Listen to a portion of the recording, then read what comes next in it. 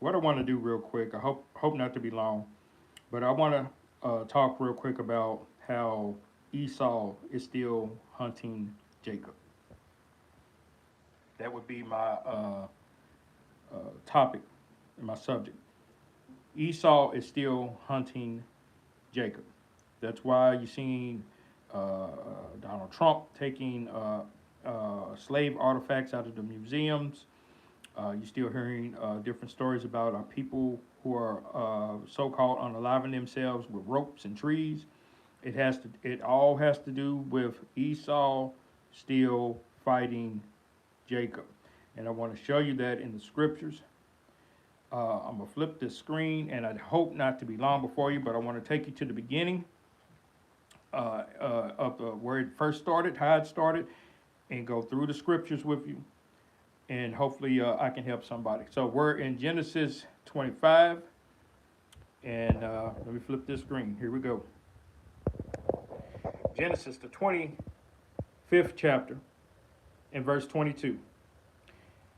And within her, the children struggled together. And she said, if all is right, why am I this way? So she went to Yahuwah. Verse number 23. And Yahuwah said to her, two nations are in your womb, and two peoples shall be separated from your body, and one people shall be stronger than the other, and the older shall serve the younger.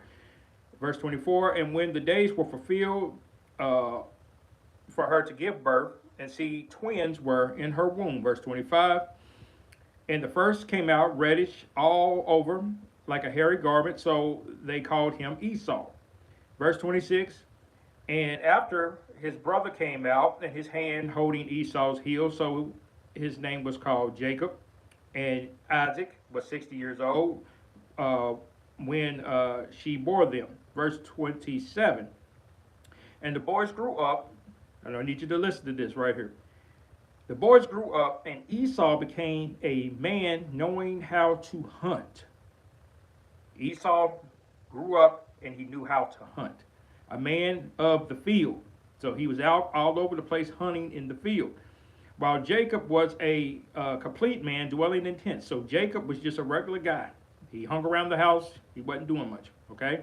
Now, I'm going to go over to Genesis 27, and I'm going to give you some more details. 27, Genesis 27 and verse 38.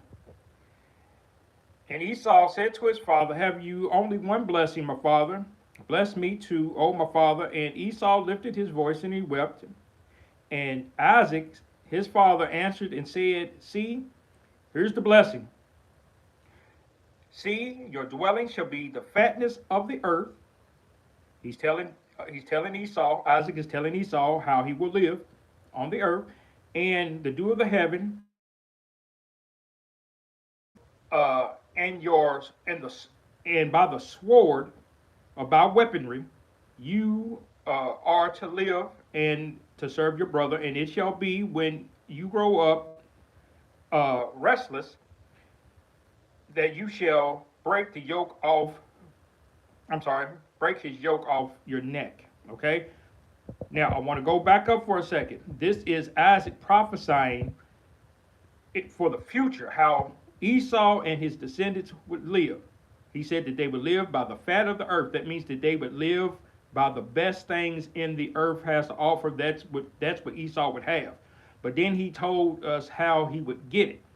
He said that you will live by the sword. I'm in verse 40. That's how Esau would get the things that he has even today, by sword and weaponry.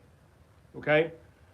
Verse 41, Esau hated Jacob because of the blessing with which his father blessed him. And Esau said in his heart, listen closely, the days of mourning for my father draw near, then I am going to kill my brother Jacob.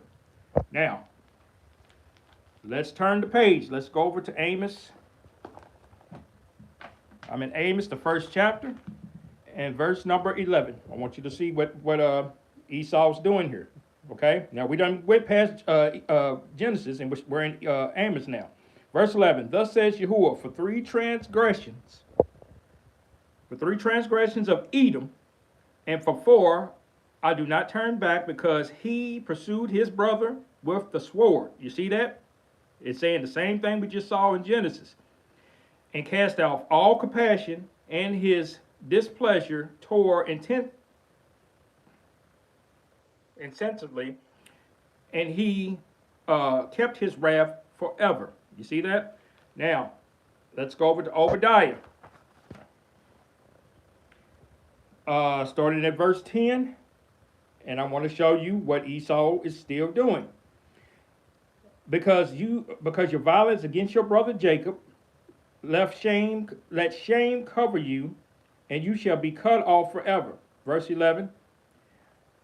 In that day that you stood in the other side, and in the day of the strangers took captive his wealth, when the foreigners enter into the gate and cast lots for Jerusalem, you also were like one of them. So the Most High is saying, Esau, when these strangers came in and they was taking your brother's things, you didn't help your brother. You was as one of their enemies. Okay? Now, let's go up to verse number 12. And you should not have looked on your brother in the day of his estrangement, nor rejoiced over the children of Judah in the day of their destruction, nor made your mouth great in the day of his distress. Verse 13. Nor entered into the gate of my people in that day of their calamity, not looked down on their evil in the day of their calamity, nor have seized their wealth in the day of their calamity. Verse 14. Nor have you stood at the parting of the way of his fugitives, nor handled over the survivors in the day of this distress. So when these foreigners was taking, let me flip the screen. So in the day of destruction of Judah, Esau's brother, Esau was helping the enemies to destroy and take the wealth of his brother. And the Most High is saying, you shouldn't have been as one of Jacob's enemies. You should have helped your brother. So therefore, since you didn't help your brother, I will judge you. Now, that's in Obadiah. But I'm not done yet. If you go over to Matthew, when Yeshua HaMashiach from the tribe of Judah was born, who chased him down into Egypt? Herod. That is Esau, the Edomite. Now, if you're not familiar with the Apocrypha, Second Maccabees, it talks about a man by the name of John Hyrcanus. John Hyrcanus converted Idumeans, which are Esau's descendants, into the Pharisees. That's where the Pharisees came from. You don't see nothing or hear nothing about Pharisees in the Old Testament. All you know is you see them in the New Testament. But because Esau took the Apocrypha out of the Bible, that's why you don't know how the Romans got on the scene in Matthew. Look this up if you think that I'm lying. John Hyrcanus was an Israelite high priest, and he converted Idumeans. Idumeans are descendants of Esau. That's why the scribes and the Pharisees was constantly on the neck of Jesus, bothering him, trying to find a way to afflict him, trying to get rid of him, because they were Edomites. And if you remember, if you go to John, the 8th chapter, verse 33, they said, listen closely, this is what the Pharisees said. They said, we haven't been in bondage to any man. Okay? That if you are a reader and a studier of the book of the Bible, you should know, well, we know that the Israelites were in bondage for 215 years under Pharaoh, and they was under King Nebuchadnezzar, King Darius, King Cyrus, in Babylon for 70 years. So when they said, when the Pharisees said in John the 8th chapter and verse 33, we have been into bondage under no man, that should have raised a red flag right there. They're telling the truth, because Esau's descendants were never in bondage to any man. Now, if you same chapter, drop down to verse 44, Jesus said to them, you are of your father the devil, Jesus knew that who these people were. These were Edomites who was trying to destroy him. Okay, so when he was born, they chased him down into Egypt. After he grew up, you got the Pharisees picking on him, constantly, picking on him. Why are you doing this? Why are you doing that? They're trying to find a way to get rid of him, trying to destroy him. They finally did. Pontius Pilate was an Edomite also. So from Genesis, even into the New Testament, you see that Esau is still hunting Jacob.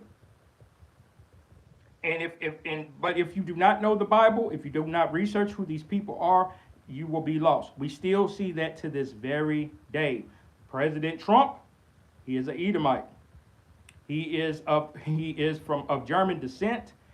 And if you look up Zepho, Zepho, that is a descendant of Esau. That was in the book of Jasher, and it says that Zepho conquered Italia and became a mighty king. So Esau's descendants, Zepho, blended in with the Romans in the book of Jasher. Okay, now if you don't know who the Hebrew Israelites are, those are the ones who got scattered into the earth.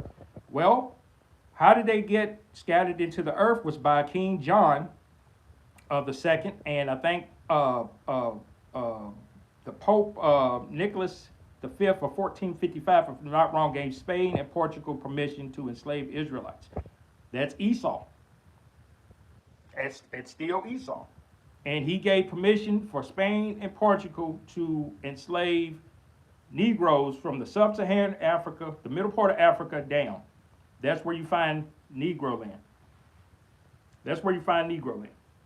So even today, you have us still being chased, still being hunted by Esau.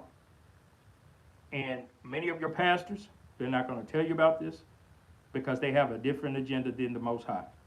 And here's the thing. Peace to everybody in the chat. Here's the thing. If what I'm saying is not true, then the Bible isn't true. Because the Bible, the whole book of Obadiah, the whole book, the third chapter of Joel talks about judgment for Esau. That is Armageddon, when he judges all the nations. So for anyone who tries to say that what I'm saying is false, if I'm false, then the Bible is false. And the people who he has to judge, they have to be in the earth for him to be able to judge them. And his scattered people have to be scattered. If you look at Joel, I think it's the third chapter, and I think around verse 7, it says that I'm going to raise them out of the place where the Greeks sold my people. So you have Esau still hunting Jacob. But the problem is, like I said,